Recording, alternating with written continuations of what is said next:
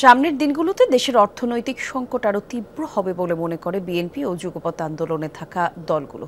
নেতারা বলছেন, ডলার এবং রিজার্ভ সংকট, মূল্যস্ফীতি সহ সামগ্রিক অর্থনীতির দৈন্যদশার জন্য দায়ী ক্ষমতাসীনরাই, যার সমাধান গণতান্ত্রিক নির্বাচনে জনগণের সরকার প্রতিষ্ঠা।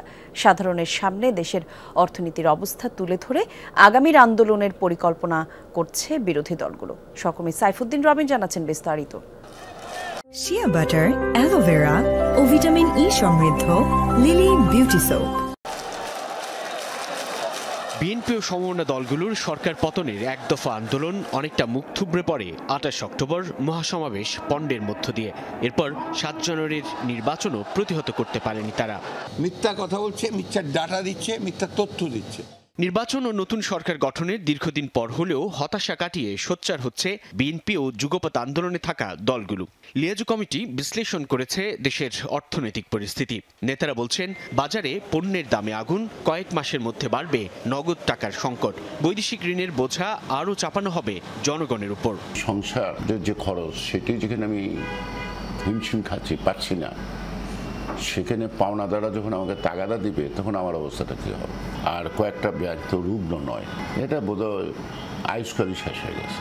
টাকার 7 টাকা অবমূল্যায়ন করে IMF এর একটা ছোট অঙ্কের একটা ঋণের জন্য, সেই ঋণ সরকারকে কতখানি রক্ষা করবে জানি না, কিন্তু জনজীবনে আর্থিক নানা ক্ষেত্রে এটার নেতিবাচক যে অভিঘাত, সেটা অনেক বেশি। এই যে 22-23 অর্থ বছরে বাংলাদেশ ব্যাংক বলছে $55 বিলিয়ন আমাদের রপ্তানি, কিন্তু অপ্রত্যাশিত এই রপ্তানি আয় সেটা $12 বিলিয়ন উপরে, অর্থাৎ $12 বিলিয়ন আসেনি। নিট রিজার্ভ $13 বিলিয়ন নেমে এসছে বলে এখন বলা হচ্ছে। পুরো অর্থনৈতিক ফলাফলটা বিদ্যমান একটা ফ্যাসিস্ট কর্তৃত্ববাদী রাজনৈতিক বন্দোবস্তের ফলাফল।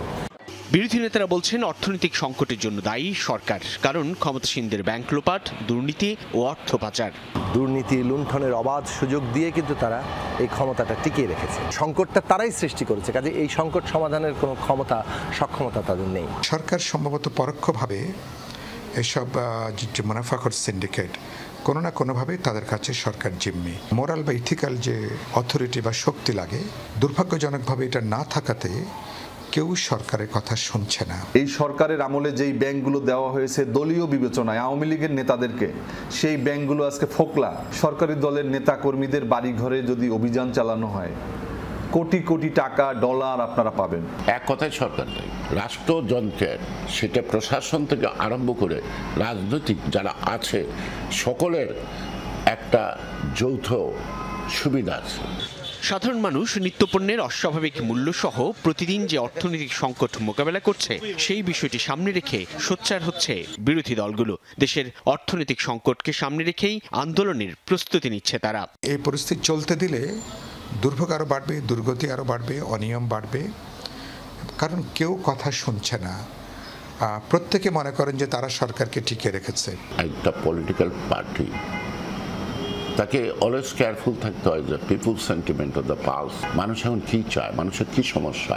দ্রব্যমূল্যের ঊর্ধ্বগতি, দুর্নীতি, অর্থ পাচার, এগুলোকে নিয়ে জনসম্পৃক্ততামূলক কর্মসূচির দিকে আমরা এগিয়ে যাচ্ছি। বিদ্যমান রাষ্ট্র ব্যবস্থা যে বন্দোবস্তে চলছে, এটার বদল ঘটাতে হবে। সেইটাই বাংলাদেশে এই অর্থনৈতিক সংকট বলেন, দুর্বৃত্তায়ন বলেন, এই রাজনৈতিকভাবে অর্থনৈতিকভাবে এটা বদল ঘটানোর, এর পরিবর্তন করার গ্যারান্টি। বিএনপি ও আন্দোলনরত সমমনা দলগুলোর নেতারা বলছেন, জবাবদিহিমূলক গণতান্ত্রিক সরকারই দিতে পারে এই অর্থনৈতিক সংকটের সমাধান। সাইফুদ্দিন রবিন, যমুনা নিউজ, ঢাকা।